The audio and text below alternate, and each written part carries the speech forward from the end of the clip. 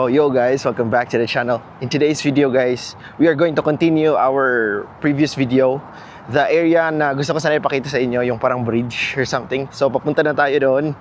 Then I'm gonna show you guys what it looks like in there. Actually, hindi ako nakapag lunch break walk, so I'm doing it now. Right now, it's around almost 2 p.m.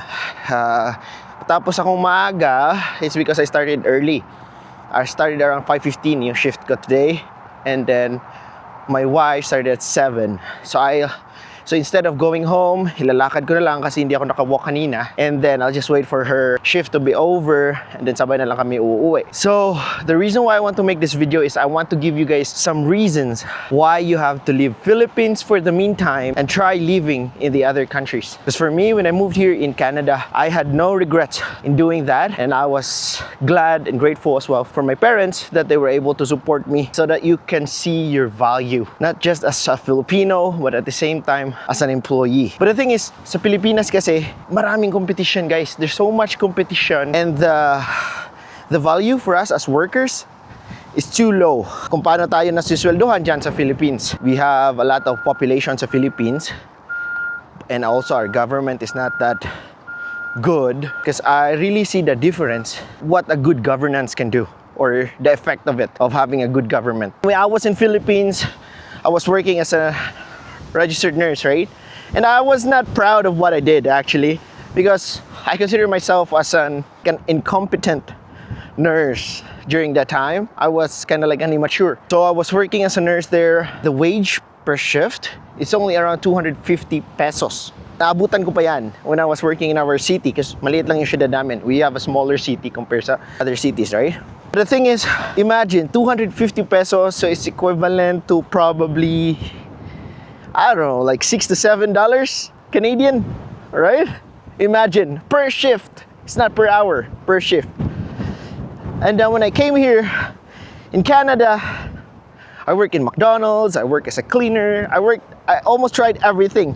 I work as a cleaner in a construction site. So the wage is, let's say, $15 to $20 per hour. That's per hour, guys. So the thing is, you're not just having a higher income, but at the same time, you're saving a lot of time. Kumbaga, ang one shift mo dyan, like whole 8 hours shift, is only half an hour na sweldo dito sa Canada. And it's not even a professional job. You're working as a fast food chain or a cleaner. Like, don't get me wrong, I'm not saying na pangit maging something ganan. Ang nakaganda kasi dito sa ibang bansa, mahirap or marumi yung trabaho mo, you are paid higher. Hindi katulad dyan sa atin sa Philippines. Kung construction worker ka, mas maliit yung sahod mo. Yung paggawa ng bahay. I know you get what I'm trying to say here. Kung ano yung mga trabaho. Dito guys, mas malaki yung bayad niyan. Dito. Pero dyan sa Philippines, napakaliit. That's what I'm trying to say. Once you move to a different country or tried living there, you will see your value, not just as Filipino but also as a worker. You're being paid of what you deserve. Ewan ko kung tama yung grammar na yun. Anyways guys, wait, let me show you. So ito, look at that dam. Ang laki. So this is the bridge that I was talking about earlier. See? Ito yung view, ito yung bridge. Golf course daw ata yan, pero I'm not sure. Doon pala sa kabila. Sabi ng kaibigan ko. Tapos residentials, parang kumbaga. So ito yung, I think, part of reservoir. Let's check the other side. So ito yung other side. Ay, nakakatakot actually. Scary. Very scary. Kahit metal to, parang wala akong tiwala actually. See? Doon ako usually sa kabila, nagwo-walking, di ba? So ito yung other side naman. So it's part of reservoir. Takot ako baka lumipad yung sombrero ko. Sa ukay-ukay ko pa naman ito nabili. So yeah, that part too. I always just go to ukay-ukay. I seldom buy brand new. Kasi ukay-ukay kasi dito mga branded, tsaka mukhang ayos na, di ba? Parang goods na siya actually. Isipin mo yung if ibibilin mo siya ng brand new, makukuha mo siya in a fraction kung sa ukay-ukay. And usable pa din naman. Hindi din siya parang very used. It's decent actually. Anyways, where was I earlier? So, kumbaga makikita mo talaga yung value mo dito as a worker.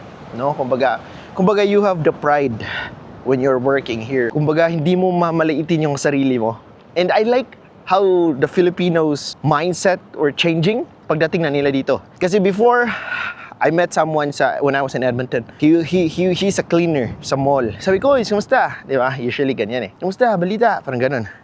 Like, oh, goods naman. Sabi ganun. I'm not sure kung anong pinag-usapan namin at napunta kami sa anong kinagandahan ng Canada. Sabi niya, ang nakaganda dito sa Canada, kahit na ordinaryo yung trabaho mo or something ganun, nakakakain mo, you can still, ang hirap mag-Tagalog, you can still eat what rich people can eat. Kumbaga, yun. That's what he's trying to say. Hirap pag-Tagalog nun. Nakakain mo pa rin yung mga pagkain ng mayayaman. Yun, kumbaga, that's what he said. I was like, yeah, true. You can still afford it, right? Oh, wait, meron palang daan din dito. Meron ding trail dun. Siguro dun yung biking. But anyways, medyo sketchy dito kung bababa. And I'm not sure kung saan ako papupunta. Balik na lang tayo. Yun yung sabi niya.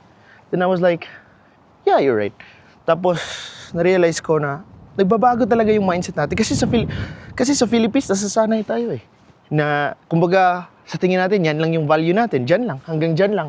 Kaya kumbaga, hindi natin na-feel yung worth natin based on my personal experience. Kumbaga, parang okay din sa akin during that time eh, na 250. Oo, okay. Kasi, yan yung parang norm dyan sa Philippines eh. Yan yung sweldo ng nurses before, during my time, 250 per shift. But, when I moved here, nakita ko na ang laki pala ng difference ng sahod compared dyan sa atin sa Philippines. I was able to appreciate more kung ano yung worth ko, value as a worker, as a citizen in a country na merong better government. If you are thinking na you're planning to move out of the Philippines, I would highly encourage you, go for it.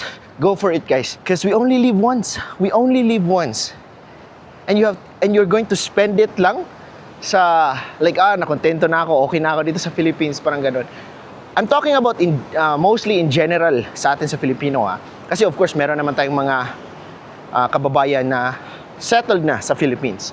They have a good income, they have good property, something ganon. This video is for, like, kagaya ko ng mga Filipino na hindi pa nakapag-settle sa buhay. Kumbaga, starting from scratch or something like that. Walang maayos na trabaho or stable na income dyan sa Philippines. Right? And mostly, Filipinos are like that, di ba? So I'm encouraging my, like, people who are like 20s or let's say younger or around 30s or early 30s like me. If you guys have the plan na i-pursue going abroad, do it. No, if you have the opportunity to do so, do it. Don't wait for the right time, guys. There's no right time. You have to make the time right. Oh, baga, believe kayo sa wisdom ko. Kumbaga sa akin kasi, if there's no opportunity, make one. Yeah? If there's someone who's supporting you to have a better life, grab it. Grab niyo yung opportunity na yan kasi we only live once. Kasi ang tendency kasi, your parents are grinding, working hard to give you guys a better future. If kayo mismo ayaw, so instead na, like for example, if your parents are on the level 1, your parents are trying to boost you guys up, to reach the level in life na higher sa kanila. Kumbaga, magiging level 2 kayo. But the thing is, some of us don't appreciate it. Some of us, merong parents na level 1. They try their best for you guys to be boosted para malagay kayo sa level 2. But the thing is, their children chose to stay in level 1. I'm not sure if you're getting what I mean here. Kumbaga, if your parents are trying to push you to move to level 2, grab it. So that when you have your own family, you can boost them up so that they can be on level 3. Because the thing is, if you guys all stay in level 1, then your next generation will just level 2. And then, it's kind of like, do you know what I mean? You get what I mean? I'm encouraging you guys, if you have the opportunity to do that, leave Philippines. You're not just earning more money, but at the same time, you're saving a lot of time. And you are giving your family a better future. Kumbaga kung isipin mo, yeah, it's more fun in the Philippines. Right now, sa mindset ko, kasi I do have a family already, darating ka talaga sa point na you have to prioritize the future of your family. Sa ayaw at sa gusto mo. It's good if you reach that point and you already grab the opportunity na to be in the level 2. The sad part is if you reach that point of maturity where you think about, oh, I need to prioritize my family. But you don't have that opportunity anymore because you already wasted it. Okay na dumating ka sa point of maturity na yun na, I need to prioritize my family. Pero nag-grab mo na yung opportunity na Like for example, ako, andito na sa Canada, and then, let's say, immature pa rin ako pagdating dito. Tapos pagdating ng panahon na naging mature ako, andito na ako sa Canada. Kumpara kung immature ako, hindi ko tinake yung pagpunta ng Canada to have a better life, better future, not just for my family but for myself as well. Nagstay lang ako dyan sa Philippines kasi nakontento ako. Tapos dumating yung point na naging mature na yung pag-iisip ko. Kasi nagka-family na. Tapos gusto ko nang pumunta ng Canada. Pero hindi na ako makakapunta kasi wala na yung opportunity na yun. Time is priceless, guys. Time is priceless. So that's what I learned in life. Time is priceless. Always try to be better. Para if dumating na yung point na it's your children's turn, and if they're gonna do better again, so kumbaga yung generations ninyo is gonna be better and better and better and better. Compare kung steady lang. Level 1, level 1, level 1, level 1. If your parents are trying their best to give you a better future, fucking grab it, bro. Fucking grab it. That's all I can say. Kasi minsan naisip ko, what if I didn't grab it, no? What if nagstay lang ako sa Philippines because it's more fun in there? Wala. Tapos dumating ako sa point na sa age ko ngayon, tapos na-realize ko na, oh shit, I wanna go outside the Philippines. And then wala na opportunity. Just by the thought of it, parang nangihina na ako like, oh shucks, parang ganun, diba? I'm not saying na you have to force your parents, ha? Don't get me wrong. Kasi alam ko na marami din sa atin dyan na their parents are trying their best para maging level 2. Yung mga children nila, umabot sa level 2 ng buhay. So yeah, but some of the children just wasting their time doing whatever, diba? It's okay to have a lower grades in school as long as continue yung pag-move mo. Hindi like, it's okay to have like 75 tapos hindi ka na babalik sa next school year. Kumbaga like, if you're second year now, you move third year in the next school year, although you have a 75 grade, rather than having a 90 grade and then stay ka second year on the next school year kasi for some reason nabalik ka. So it doesn't matter how high your grades are or how low your grades are. All I want you guys to do is just move forward. Move to the next school year para matapos mo yung pag-education mo. Kasi education is very important, especially if you're planning to go abroad. So thank you guys for watching. I hope you learned something for today. And I hope I was able to encourage you to do more in life. I'll see you guys in my next video.